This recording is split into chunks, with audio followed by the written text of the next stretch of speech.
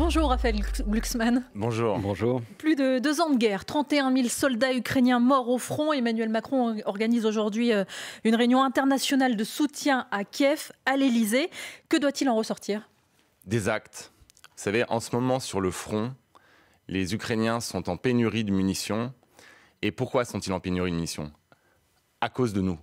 Parce que depuis 2 ans, nous n'avons pas mis nos économies en mode soutien à l'Ukraine. Et j'aimerais rappeler aujourd'hui que les conséquences d'une défaite de l'Ukraine, ce serait bien sûr l'anéantissement de l'Ukraine, mais au-delà de ça, c'est la mise à bas de l'architecture de sécurité de l'Europe, de notre architecture de sécurité, et que cette guerre nous concerne parce que nous en sommes les cibles. Vladimir Poutine le répète tous les jours. On va en parler précisément de la menace qui pèse sur l'Europe, mais de quoi ont besoin les Ukrainiens? D'armes, d'argent? Les Ukrainiens, ils ont besoin d'armes, ils ont besoin de munitions, ils ont besoin d'aviation, ils ont besoin d'artillerie, ils ont besoin aussi que nous soyons sérieux sur les sanctions que nous prenons contre la Russie de Vladimir Poutine. Mais comment ils ont besoin que nous saisissions les 200 milliards d'avoirs publics russes qui sont dans nos banques et qui sont simplement gelés jusqu'à ce jour. Et donc, ils ont besoin que nous soyons sérieux. Et j'aimerais le dire, cette réunion, elle doit être l'occasion d'une immense prise de conscience, qu'on arrête de tergiverser, qu'on arrête d'hésiter. Il y a plus en nous que ce que nous croyons. Il y a plus de force en nous que ce que nous croyons. Nous pouvons gagner cette guerre, mais pour cela, il faut le vouloir. Et nous avons manqué de volonté politique depuis 2 ans. Raphaël Glucksmann, les Européens se sont mis d'accord tout récemment sur un plan de 50 milliards d'euros d'aide à l'Ukraine. Ça n'était pas suffisant? C'est extrêmement important, mais il faut que cette aide arrive. Le problème, c'est que notre aide est tout le temps en retard. Et que nous avions promis, nous avons signé au Parlement européen, avec la Commission européenne, avec le Conseil européen, un plan qui s'appelait ASAP, as soon as possible, aussi vite que possible, pour fournir 1 million de munitions au front ukrainien d'ici mars. Nous en serons à la moitié. Nous n'avons pas fait notre travail. C'est cela qu'il faut comprendre. Personne ne demande, mais j'aimerais que les gens comprennent, personne ne demande aux Français, aux Allemands, aux Américains ou aux Anglais d'envoyer des soldats mourir sur le front. Ce qu'on nous demande, c'est d'équiper et d'aider ceux qui sont en train de se battre en ce moment et qui le font, et qui sont les Ukrainiens et qui le font pour eux, mais aussi pour nous. J'aimerais qu'on comprenne que c'est notre première ligne de défense, l'Ukraine. C'est pas simplement par solidarité. Il est hors de question d'envoyer des troupes françaises en Ukraine. Ça, c'est la ligne rouge. En revanche, il faut envoyer des armes. Et vous dites même, il est temps de passer en mode économie de guerre. Concrètement, ça veut dire quoi? Ça veut dire qu'on passe des contrats à long terme avec nos industriels. Ce n'est toujours pas fait après 2 ans. Ça veut dire qu'on augmente nos capacités de production. Ça veut dire qu'on emprunte à l'échelle européenne, comme nous l'avons fait au moment du Covid, comme nous l'avons fait face à un virus, face à une pandémie, et que nous investissions massivement dans nos capacités de production. Ce n'est toujours pas fait. Pardon, Raphaël Glucksmann, mais ceux qui nous écoutent, ils doivent se dire, qui nous écoutent ou qui nous regardent, ils doivent se dire, mais pourquoi il veut qu'on passe en économie de guerre alors que nous-mêmes, on n'est pas en guerre? On n'a pas déclaré la guerre à la Russie. La Russie ne nous a pas déclaré la guerre. On est en guerre contre la Russie aujourd'hui? Vous savez, moi, pendant tout le mandat, j'ai présidé la commission sur les ingérences étrangères. J'ai analysé, documenté, pendant des centaines d'heures d'auditions, d'enquêtes, de missions, la guerre hybride, ces attaques permanentes que la Russie mène contre nos démocraties. Quand les hackers russes du FSB attaquent l'hôpital de Corbeil-Essonnes, pas loin d'ici, et rendent impossible l'accès aux dossiers médicaux des patients français par les médecins français. Ce n'est pas en Ukraine, c'est chez nous. Donc je vous repose la question, on est en guerre contre la Russie. Quand les agents russes du 5e directorat envoient leurs agents, n'est-ce pas, dans les rues de Paris, taguer des étoiles de David pour créer une atmosphère de guerre civile dans notre pays. Ce n'est pas en Ukraine, c'est en France. Donc ce que nous sommes aujourd'hui, nous sommes dans un état de guerre hybride. Ça veut dire un état qui est à mi-chemin entre l'état de paix et l'état de guerre. Et aujourd'hui, nous avons les moyens d'empêcher ce fait qu'un jour nous soyons en guerre. Et c'est ça qu'on doit comprendre. C'est qu'en fait, si nous perdons en Ukraine, si l'Ukraine s'effondre, si Vladimir Poutine gagne, alors la guerre devient réellement une menace pour nous. Sauf que l'économie de guerre, Raphaël Glucksmann, les mots ont un sens et les députés y ont réfléchi à ce que ça veut dire économie de guerre. Ils disent c'est élargir la commande publique dans la défense, ça vous l'avez dit, contrôler les approvisionnements, les productions, mais c'est aussi faire appel au financement privé, par exemple, inciter les banques, les investisseurs et même les épargnants individuels. Oui. Donc vous dites aux Français, vous avez votre livret A qui sert normalement à envoyer de l'argent pour le logement social. Non, il faut le diriger vers la défense. Continuons. C'est aussi une capacité d'emprunt collectif sur les marchés.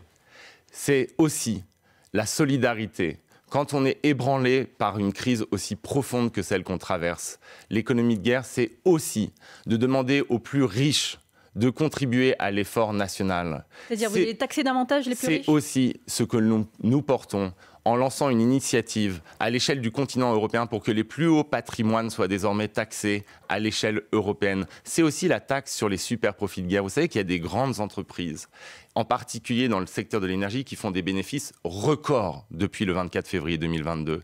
Eh bien, il faut taxer ces super profits de manière bien plus pérenne et bien plus massive que ce que nous faisons aujourd'hui. L'économie de guerre, c'est aussi la solidarité qui fait tenir nos cités dans des moments de grande crise. Nous subissons déjà les conséquences. Et il faut en appeler aussi aux particuliers. C'est audible, ça, de la part des Français qui savent par ailleurs que l'État est très endetté. Ça veut dire qu'il faut faire des sacrifices ailleurs ? Et ça veut dire qu'en fait, on a un espace qui s'appelle l'espace européen. On l'a vu pendant la pandémie. Moi, ce que je demande, c'est quelque chose d'extrêmement simple. Ce que nous avons fait pour les vaccins, ce que nous avons fait pour lutter contre un virus, nous devons le faire pour être au niveau du défi historique que pose cette guerre. Et encore une fois, je me répète, ce que nous faisons aujourd'hui, ce que nous accomplissons aujourd'hui, eh bien, cela nous permettra justement de ne jamais nous retrouver dans une situation de guerre. Parce que j'aimerais qu'on comprenne une chose. L'objectif de Vladimir Poutine, ce n'est pas le Donbass ou la Crimée. L'objectif de Vladimir Poutine, c'est la guerre, il l'a annoncé, contre l'Occident collectif. Et donc, s'il gagne en Ukraine, nous aurons ensuite des questions bien plus graves à nous poser que quel type d'armes nous envoyons aux Ukrainiens. Donc, vous dites aux Français qui nous écoutent ce matin, il va falloir chacun particulièrement s'investir dans cette guerre ? Il va falloir, mais non, pas s'investir dans cette guerre. Économiquement, j'entends. Il va falloir, nous, mobiliser nos opinions publiques et que les pouvoirs publics, c'est pas chaque Français, que les pouvoirs publics soient enfin au niveau du défi qui nous est posé. Vous savez, il y a des moments dans l'histoire qui sont des moments de bascule. Nous vivons une année 2024 qui peut être un moment, mais de bascule extrême pour l'ensemble du continent européen. Nous sommes face à la guerre sur notre continent, face à un dictateur qui nous prend pour cible. Et dans le même temps, nous allons avoir une élection aux États-Unis d'Amérique qui peut porter au pouvoir Donald Trump, qui a déjà annoncé qu'il allait balancer par-dessus bord l'architecture de sécurité européenne. Et donc nous pourrions nous retrouver seuls. Est-ce que nous sommes prêts à être seuls? C'est ça la question qui doit nous obséder. Eh bien non, nous ne sommes pas prêts. Parce que pendant 40 ans, nous avons laissé notre tissu industriel se déliter. Parce que pendant 40 ans, nous avons vécu dans le mythe de la paix perpétuelle, de la fin de l'histoire. Et que nous pensions que de toute façon, en dernier ressort, eh bien les États-Unis nous protégeraient. Ce monde-là est en train de s'évaporer sous nos yeux. Et donc, moi, ce que j'appelle, c'est un sursaut collectif. Ce que j'appelle, c'est une prise de conscience pour que, enfin, l'Europe devienne adulte. Et le premier geste d'une cité adulte, c'est d'être capable de se défendre par elle-même, pour elle-même, et que nous ne regardions plus les élections américaines à chaque fois pour savoir ce que votent les gens dans des comtés inconnus du Michigan ou de Floride pour savoir si nos villes seront défendues. C'est ça l'immense défi qui est face à nous. Est-ce que nous sommes capables de devenir une option? Oui, mais Donald Trump, l'OTAN, Donald Trump a annoncé que déjà il s'apprêtait à balancer par-dessus bord l'OTAN. Donc désormais, maintenant, nous, on est dans une situation qu'on n'a pas connue, que notre génération, que votre génération, que ma génération n'a jamais connue. Est-ce que nous sommes capables d'assurer notre défense seuls? Est-ce que nous sommes capables de construire une défense européenne? Est-ce que nous sommes capables de rapatrier les industries stratégiques? Vous vous rendez compte, pendant une pandémie, on s'est rendu compte qu'on n'était plus capable de produire du Doliprane ou du Curare pour nos hôpitaux. Il en va de même pour l'armement. Et il en va de même pour l'armement. Et ça, c'est quand même la base même de la liberté. Pouvoir assumer sa propre défense. C'est ça le défi qui nous est posé dans cette année 2024. Raphaël Glucksmann, on vous retrouve juste après le fil info. Il est 8h42, Maxime Glorieux. Une nouvelle plainte contre Gérard Depardieu. Une décoratrice l'accuse d'agression sexuelle. Il y a 3 ans, lors du tournage du film Les Volets Verts de Jean Becker, Gérard Depardieu, mis en examen pour viol, est visé déjà par une enquête sur un autre tournage il y a 10 ans. L'émir du Qatar annoncé à Paris visite demain pour évoquer un cessez-le-feu dans la bande de Gaza. Mais Israël prévient, un accord de trêve ne ferait que retarder une offensive à Rafah, dans le sud de l'enclave. L'armée israélienne a présenté un plan d'évacuation des civils. L'avenir de Casino se joue cet après-midi. La justice se prononcera sur le plan de sauvegarde. En cas de feu vert, les magasins pourront être vendus à Intermarché, Auchan et Carrefour. Mais si le tribunal rejette le plan, alors Casino sera en cessation de paiement. 2 départements restant aujourd'hui en vigilance orange pour un risque de crue, la Gironde et le Pas-de-Calais. Vigilance maintenue jusqu'à demain. France Info. Le 8-30 France Info, Jérôme Chapuis, Salia Braclia.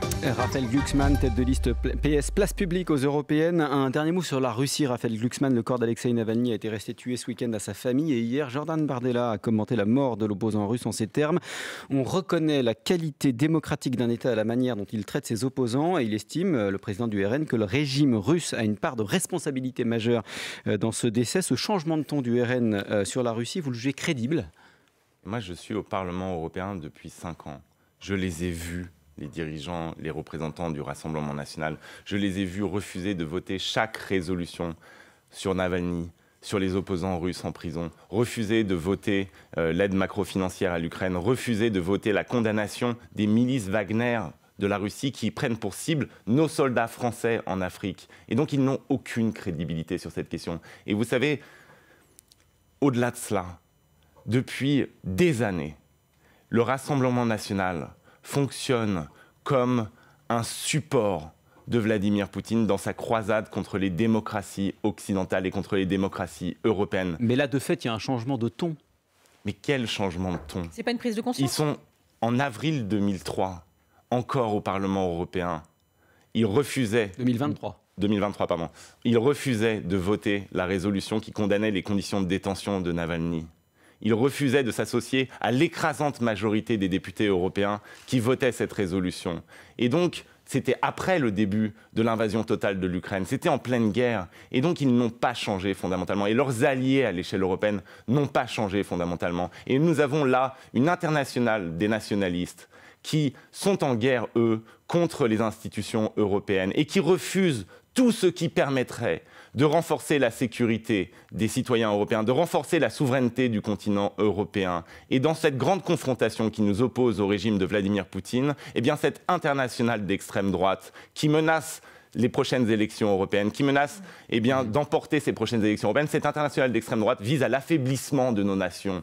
Et ça, il va falloir le dire, ce ne sont pas des patriotes, ce sont des gens qui sont capables de s'opposer aux décisions européennes condamnant des milices qui visent nos soldats en Afrique. Ce sont des gens qui sont capables de soutenir une tyrannie étrangère dont les intérêts et les principes sont profondément opposés à ceux de nos nations. Et ça, il va falloir le dire, ce sont des idéologues et leur ennemi principal, ce n'est pas Poutine dans cette situation de tension extrême. Leur ennemi principal, ce sont les institutions européennes elles-mêmes et les institutions démocratiques. Justement, Raphaël Glucksmann, sur un tout autre sujet, mais qui concerne aussi l'Union européenne, vous êtes rendu au Salon de l'agriculture hier. Le Green Deal, la PAC mal répartie, les accords de libre-échange dans cette crise que traversent nos agriculteurs. Qu'est-ce que vous répondez à l'extrême droite qui dit que c'est de la faute de l'Union européenne, justement ? Eh bien, je réponds à l'extrême droite qu'au Parlement européen, quand nous, avec mes collègues socialistes et de Place Publique, nous avons bataillé contre la politique agricole commune parce qu'elle est fondamentalement injuste, qu'elle ne répond pas à la crise sociale de l'agriculture. Eh bien, l'extrême droite, elle, a soutenu la politique agricole commune. Elle a voté la politique agricole commune avec les représentants d'Emmanuel Macron et de la droite. Eh bien, là, il y a une différence fondamentale. Et je trouve que depuis le début de la crise agricole, il y a une usurpation. Il y a, si vous voulez, un kidnapping de la colère des agriculteurs par des représentants politiques qui, eux, ont voté pour les textes qui renforcent la crise du monde agricole. Vous savez, la politique agricole Jordan Bardella, hier au salon, il a été accueilli en faisant des selfies. Et puis, son discours, c'était de dire il faut un moratoire sur les accords de libre-échange. C'est le discours qu'il a tenu. Moi, ça, c'est en faveur des agriculteurs. J'ai voté contre tous les accords de libre-échange, précisément sur cette question agricole. Et je milite et je me bats au Parlement européen pour qu'on ait des clauses miroirs. Ça veut dire qu'on ne laisse pas rentrer sur le marché européen des produits qui ne respectent pas les normes que nous imposons à nos propres producteurs. Est-ce qu'il faut un moratoire sur les traités qui existent déjà ? Il faut un moratoire sur les traités qui existent déjà. Il faut déjà se battre pour qu'on ne signe pas le Mercosur et qu'on ne signe pas de nouveaux accords de libre-échange. Mais la vérité, c'est que quand il s'agit de défendre les éleveurs, les agriculteurs qui bossent 70 heures par semaine et touchent 700 € par mois, eh bien, il n'y a pas le Rassemblement national, puisqu'ils votent la PAC actuelle, qui a renationalisé, en fait, les politiques agricoles communes, et qui, par exemple, en France... Mais sur la PAC, ils ne peuvent pas vivre, les agriculteurs, en même temps. Bien sûr, il faut une PAC qui soit profondément réformée. Alors, le prochain mandat européen va commencer d'ailleurs par une immense discussion sur cette politique agricole commune qui sera la première politique agricole commune qui suit le Green Deal. Avec des prix planchers, puisque c'est le sujet remis sur la table par le président de la République au niveau européen. Avec des prix planchers. Vous savez quoi ? Nous, au Parlement européen, avec mes collègues, on s'est battus pour qu'il y ait des prix planchers. Par exemple sur la volaille, par exemple sur le sucre ou sur le porc. Et à l'époque, le gouvernement français ne nous a pas soutenus. Et ça peut avoir des conséquences sur les prix. On entendait ce matin un spécialiste de la grande distribution sur France Info qui nous disait, sur le poulet notamment, ça aura des conséquences sur les prix pour les consommateurs. D'abord, moi je dis enfin. Enfin, le président de la République a changé d'avis et nous rejoint dans notre combat. Et donc il faut le porter. Et vous vous rendez compte, aujourd'hui on est dans une situation où les agriculteurs vendent à perte leur production. Et donc il faut impérativement empêcher l'achat à perte. Sinon, en fait, on va tuer les productions agricoles. On va tuer les producteurs agricoles. C'est la bonne solution. Vous entendez les agriculteurs. J'entends les mots soviétiques, communistes, tout ce qu'on veut. Les agriculteurs eux-mêmes, ils disent ça va se baser sur les coûts de production. Or, les coûts de production, ils diffèrent d'une région à une autre. Comment on fait ? Aux États-Unis, qui n'est pas franchement un pays communiste ou socialiste, a priori. Non. Sauf si vous me le... Non. A priori, donc, non. Eh bien, il y a un système qui permet de garantir les prix de vente. Et donc, il suffit simplement de faire ce que font les Américains pour protéger leurs producteurs. Ce système, c'est que quand les prix chutent trop, eh bien, on a une compensation, une subvention qui permet de rehausser les prix. Et c'est ça qui manque aujourd'hui à l'Union européenne. Ça ne peut se faire qu'à l'échelle européenne. Vous savez ce qui Ça ne peut se faire qu'à l'échelle européenne. Ça sera infiniment plus efficace si on le fait à l'échelle européenne.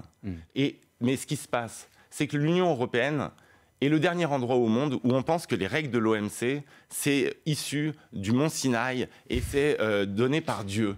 En réalité, ce qui s'est passé, c'est qu'on avait une politique agricole commune avant les années 90 qui était justement un instrument extrêmement efficace de soutien à l'agriculture. Et que comme par exemple, on a empêché désormais des mesures contracycliques, ça veut dire qu'en réalité, on n'est plus aujourd'hui en mesure d'influer sur les prix de vente et les prix de revient.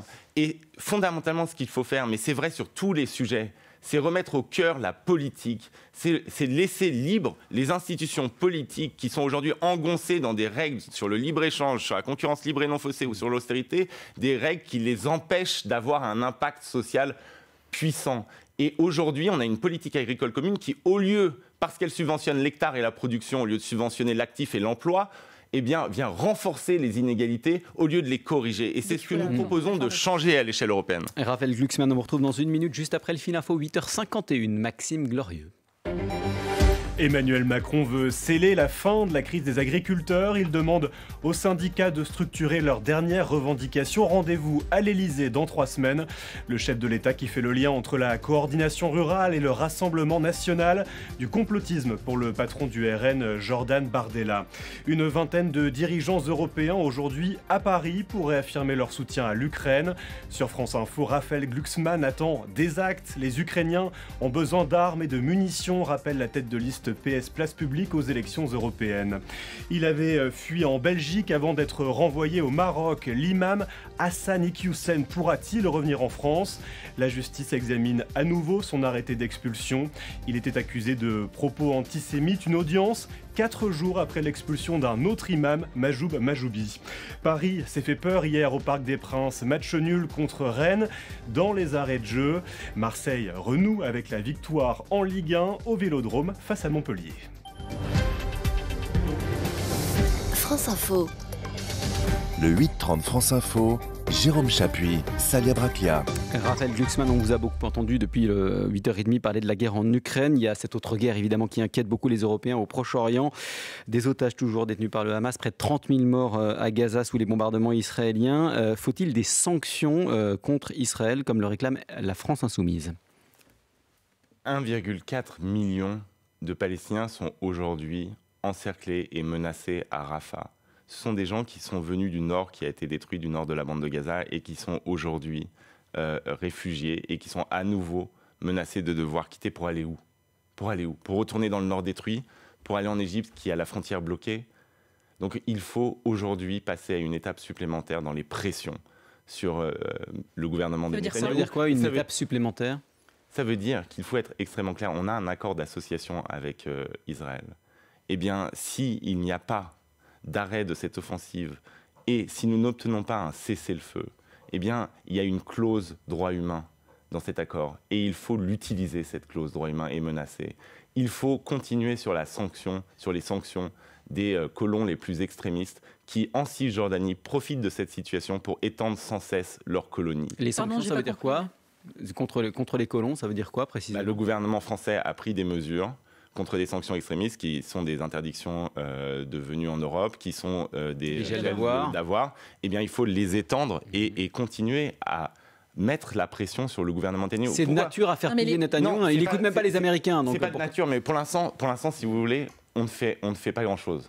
Mais les sanctions contre l'État israélien, ce seraient lesquelles ? Parce que j'ai pas L'accord d'association avec l'Union européenne, c'est un levier de pression extraordinaire. Et aujourd'hui, la Commission européenne refuse de l'activer, cet accord d'association. Mais du coup, ça conduirait à quoi concrètement ? Si on dit attention, il y a une clause de droit humain. C'est un moyen de pression politique immense. La deuxième chose, c'est les livraisons d'armes. Est-ce qu'on veut accepter que nos livraisons d'armes conduisent à la destruction de l'ensemble de la bande de Gaza et aux milliers et milliers et milliers de morts palestiniens qui n'ont, eux, strictement rien à voir avec les terroristes du Hamas. Et donc, il faut utiliser tous les leviers de pression qu'on a pour obliger le gouvernement Netanyahou. Parce qu'en fait, ce qui se passe aujourd'hui, moi j'ai toujours été extrêmement clair sur la condamnation du Hamas, des attaques terroristes du 7 octobre et sur la nécessité que l'avenir ce soit pas le Hamas.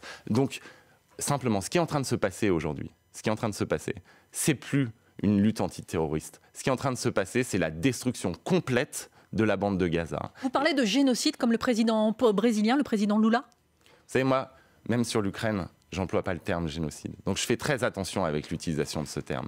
Par contre, ce dont je parle, c'est de crimes de guerre et de menaces extrêmement sérieuses sur l'ensemble d'une population civile. Donc en fait, ce que je veux dire, c'est qu'on a été bien trop sur la retenue et qu'il faut comprendre aussi les logiques politiques. Si Benjamin Netanyahou continue comme cela, c'est parce qu'il sait que son avenir politique, à lui, dépend de la poursuite de la guerre. Donc là, je sais qu'il y a des négociations en ce moment pour obtenir un cessez-le-feu, et il faut que ce soit un cessez-le-feu, et la libération des otages.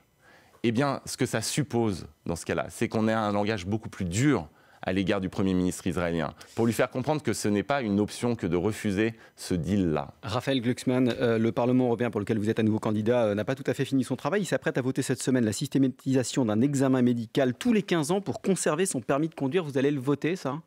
Oui, parce qu'il y a beaucoup d'accidents qui sont liés à l'absence de ce suivi médical. Et donc, tous les 15 ans, avoir un examen pour savoir si on est toujours apte à conduire, cela me semble basique. J'ai parlé avec des... C'est pas très populaire, hein ? Je sais, mais j'ai parlé avec des victimes. Quelques mois d'une élection, est-ce que c'est le bon moment pour remettre ce type de projet sur la table ?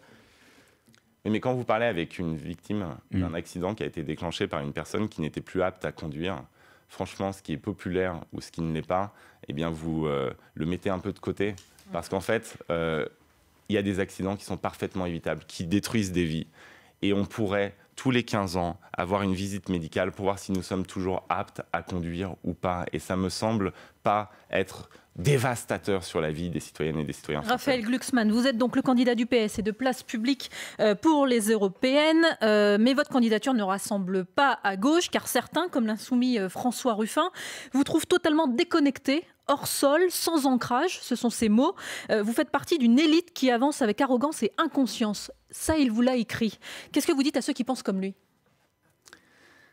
Que déjà, je suis extrêmement heureux de poursuivre le combat de ma vie, qui est l'affirmation d'une Europe qui puisse protéger les citoyennes et les citoyens, que je suis extrêmement heureux de mener ce combat avec mes camarades socialistes et avec mes camarades de Place Publique, et que nous allons montrer que nous sommes l'inverse de la déconnexion, que si on veut réindustrialiser la France, eh bien il faut des politiques commerciales européennes totalement différentes, que la manière dont on va proposer la transformation écologique, ça va se traduire par plus d'usines et pas moins d'usines. Et là, vous entendez bien que la critique, elle porte sur votre personne, sur votre parcours. Quel parcours? Quand on est passé par le prestigieux lycée Henri IV, quand on a fait Sciences Po Paris, quand on est un intellectuel parisien, on a du mal à être crédible. J'étais pas... de la 6e à la terminale, j'étais au lycée Lamartine, si vous voulez, dans le 10e arrondissement de Paris. Non, mais vous voyez là, l'image que vous avez. Ensuite, je ne suis pas sorti de Sciences Po pour aller à Davos. Moi, je suis parti directement dans les fosses communes du Rwanda et pour aller ensuite en Ukraine et ensuite en Géorgie. Et je veux dire, je n'ai pas passé ma vie dans les cercles des élites parisiennes. Par contre, ce que je pense, effectivement, c'est qu'il y a aujourd'hui une déconnexion entre le débat européen d'un côté et les réalités quotidiennes des Français de l'autre. Mais moi, ce que je veux montrer aux Françaises et aux Français, c'est qu'en fait, tous les débats qu'on est en train d'avoir aujourd'hui au Parlement européen ont un impact direct sur leur vie quotidienne. Si vous avez au coin de votre rue un Starbucks et un PMU qui vendent tous les deux du café et que le Starbucks paye 3 fois moins d'impôts que le PMU, c'est parce que les décisions qui sont prises à l'échelle européenne sont mauvaises, parce qu'il existe des paradis fiscaux comme les Pays-Bas dans lesquels Starbucks décide de payer ses impôts. Moi, ce que je veux montrer, c'est qu'en fait, les décisions qu'on va prendre ont un impact immense sur la manière dont on vit aujourd'hui en France et que donc l'Europe doit pénétrer partout en France. Moi, je ne veux pas faire campagne simplement dans le 10e arrondissement de Paris. Je vais aller dans les usines, je vais aller dans les fermes, quitte d'ailleurs à se faire engueuler comme l'ensemble de la gauche sur le thème « vous nous avez lâchés, vous nous avez abandonnés ». Eh bien, moi, ce que je veux montrer, c'est qu'en fait, on a un projet